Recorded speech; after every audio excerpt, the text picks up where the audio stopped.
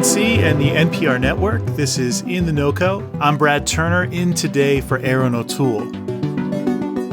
Back in April, a commercial flight carrying 159 people had a major scare as it took off from Denver International Airport.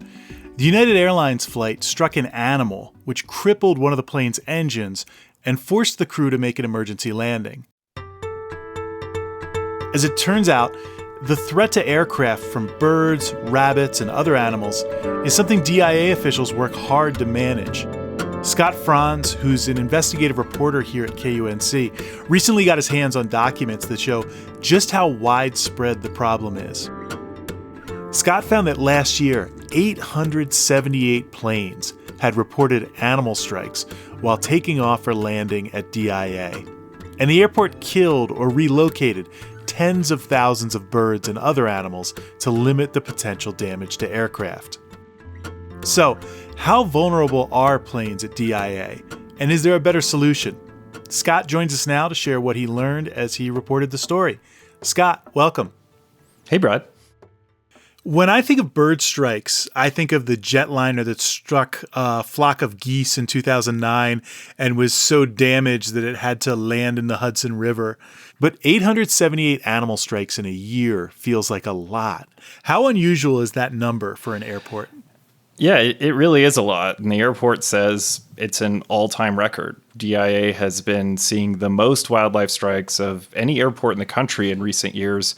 Wow. The numbers we're seeing are very significant, and this problem comes with a big cost. The documents I've looked at show that these airplane strikes at DIA, with just a few dozen bald and gold eagles alone, have caused almost $20 million in damages at DIA since this issue was thrust into the spotlight back in 2009. Wow, $20 million. And the number of bird strikes at DIA is increasing year to year. DIA sits on 52 square miles of prairie northeast of Denver, which would probably be great wildlife habitat if it weren't for the airport being there. How surprising is it that DIA would have a lot of wildlife on its property? It's not surprising at all. And you read through these reports on how they're trying to mitigate it, and a lot of it is, animals are finding suitable habitat there. After rain events, there's small pools of standing water that attract waterfowl. Pigeons are roosting up in the rental car parking garages. This is also the central flyway that millions of birds use to migrate each year. Officials at the airport also blame growing development in Denver and all around the airport for pushing some of this wildlife onto this rather open area around the runways. Your story mentioned that the airport killed sandhill cranes, red-winged blackbirds, and lark buntings. That last one is the Colorado state bird. How do officials kill these birds? It's primarily through shooting them with firearms and using poisons. They also trap them. Most of the animals in the data you looked at were actually hazed or scared away and not killed.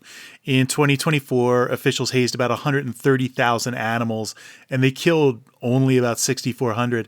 How do officials scare animals away from the airport? It's a mix of a couple different things. They have pyrotechnics, think loud noises. They also shoot firearms, not to kill them, but to scare them away. They've also used dogs regularly to chase them away. There's a dedicated team of canines that have that role. Let's talk about the team working on this problem. Your story reported that DIA has a group of employees that manage these animals, and that includes 4 biologists. Give us a sense of what the animal removal squad looks like and what a day on the job looks like for them.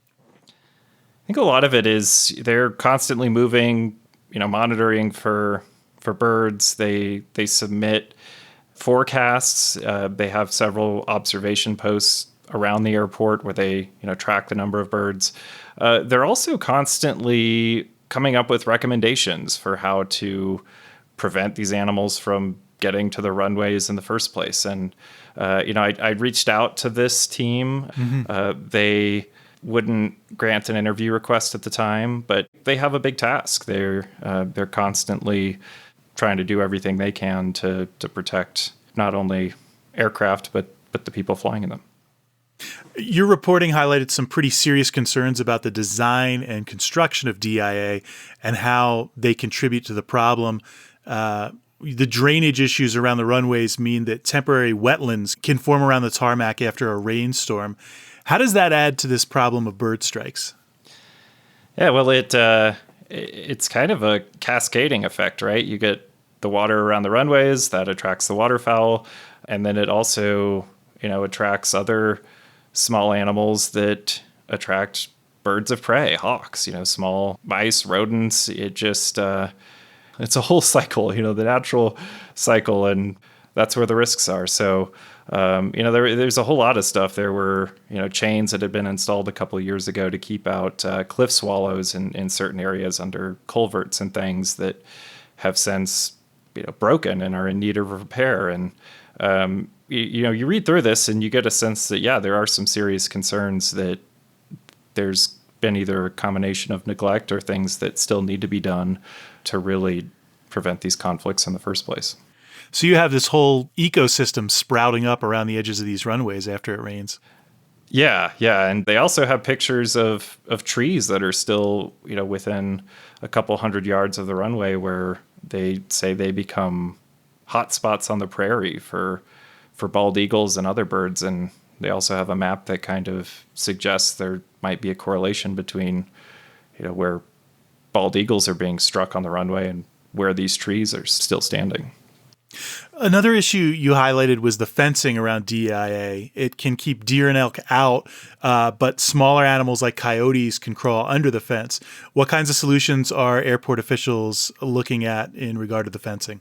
Their recommendation was to create kind of an apron around the fence and reinforce it to prevent these animals from digging under. And they actually pointed out that there's some existing material available at DIA that could be used to save some money. So we'll see if those improvements are made. We opened this episode by talking about an animal strike that forced a commercial flight to make an emergency landing at DIA. So I want to bring this back to safety. How safe is it to fly out of DIA knowing bird strikes are happening several times a day on average?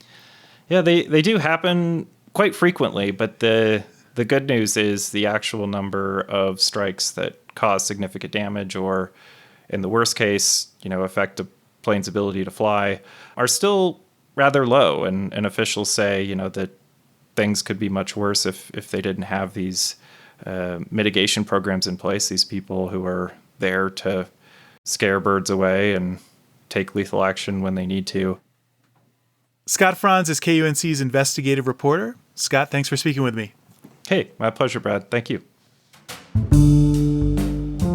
Scott's recent story about birds and animals at Denver International Airport being killed or hazed is excellent. You can find a link to his story in our show notes and at KUNC.org. That's it today for In The NoCo. I'm Brad Turner. Thanks for listening.